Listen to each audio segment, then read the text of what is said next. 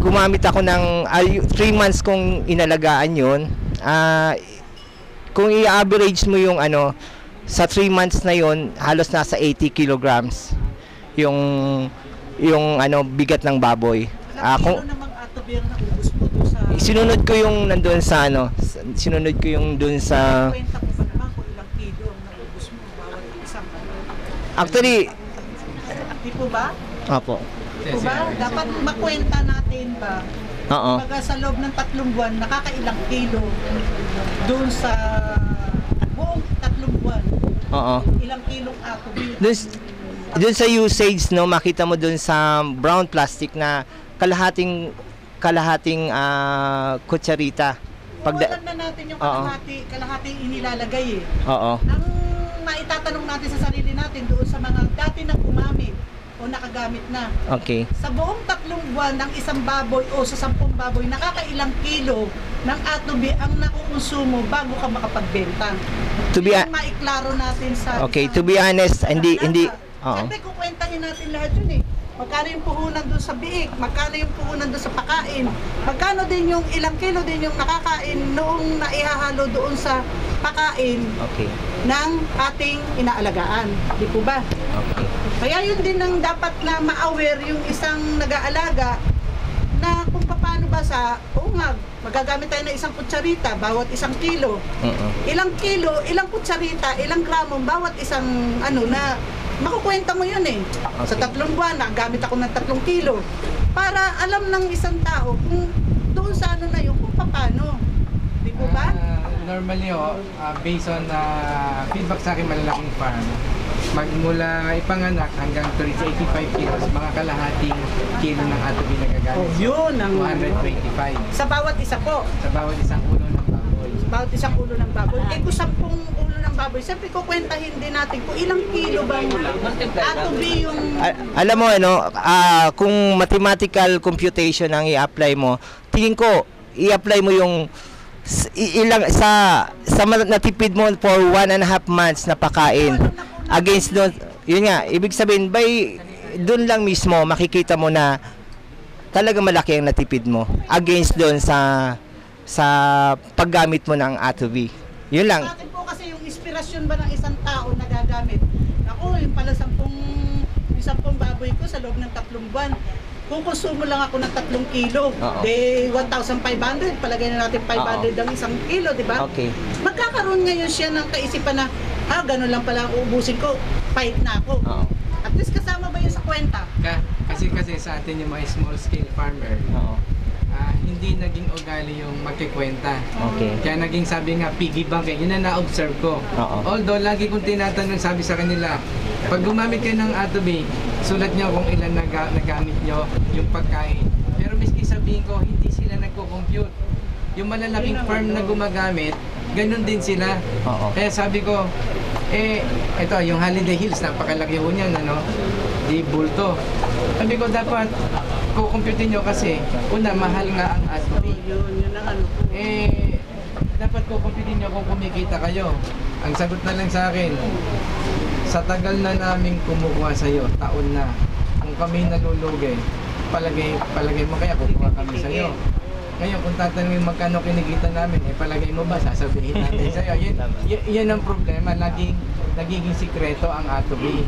Kahit naman minsan, meron sa atin na nag-share, ano, merong iba naman dyan na, magkumpare pa sa Batangas. Lagi silang pareho may babuyan. Nagko-compare. Pare, bakit yung bake mo ang lulusog wala nagtatay? Ginagamitan ko lang ng pigrolak yan. Bumili naman tong isa ng pigrolak. Nilagay. Balik na. Pare, bumili na ako, nagtatay pa rin yung baboy. Pero sa akin hindi naman Hindi niya sinasabi yung ate, pero magkumpare sila. Meron pa rin akong case na ganyan. Magbayaw. Parehong may broiler. Sabi nung isa, ang ganda ng manok ni ganyan na. Kaya sabi ko, gumagamit siya ng atubi. Tapos, sabi ko, hindi ba sinasabi ng bayaw mo? Hindi.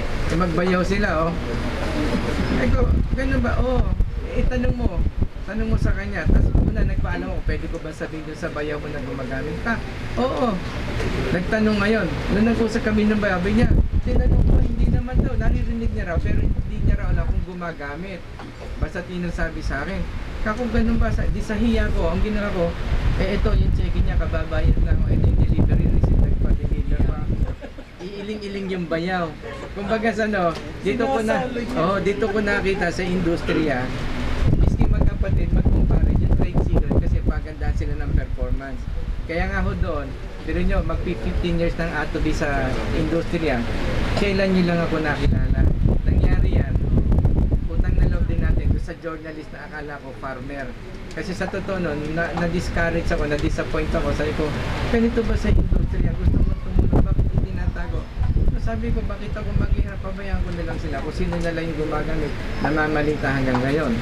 Hanggang dumating nga yung journalist na yon, akala ko farmer. Doon na lang ako nagulat nung may tumawag, nabasa daw nila sa Agricultural Magazine. Kako ano agricultural? Nilang ko, bumilaw din ako, iba lang ko journalist. Naghahanap ng kakaiba sa agriculture. Tapos, yung sa Philippine Star, mga itagabang bansa naman, tawag din. So sabi ko, sa inyo nalaman, Philippine Star daw. Tapos, meron na sa Manila Bulletin. Tapos, ito, yung iba naman yun, sa DCIS, ina-announce. Hanggang nagtawagan yung mga tao. Sabi ko, sa radyo? Sabi ko, paano nyo nalaman sa radyo nga? Anong istasyon? Hindi nga ako nakikinig ng radyo. Ngayon na lang ako natutong makinig nung nagbo-broadcast na ako. Hanggang si Mr. Enriquez naman, napansin nyo, di ba 2 beses sa isang linggo? Una, ang kalimitang interview, 1 beses lang after that, wala na eh. Ang ginawa niya, pinanay-panay ako.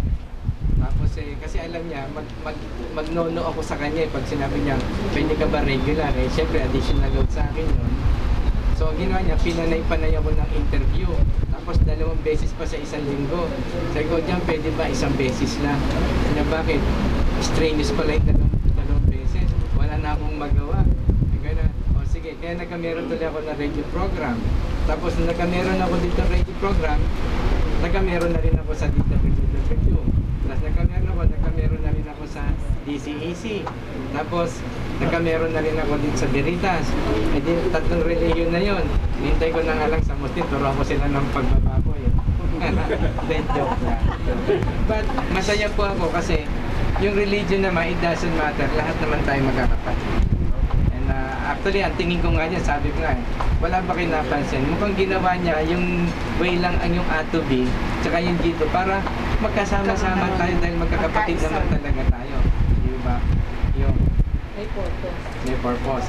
So, yun ang nangyayari sa Kalakaran. So, yung pong namang sineshare dito sa atin na ating mga kasamahan, yung mga experiences nila sa A to B naman, ang pinaka-bottom line po niya ganito.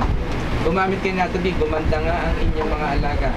Pansinin nyo, kumita ba kayo? Miski maganda, hindi kayo kumita, bakit naman kayo gagamit ng A to B?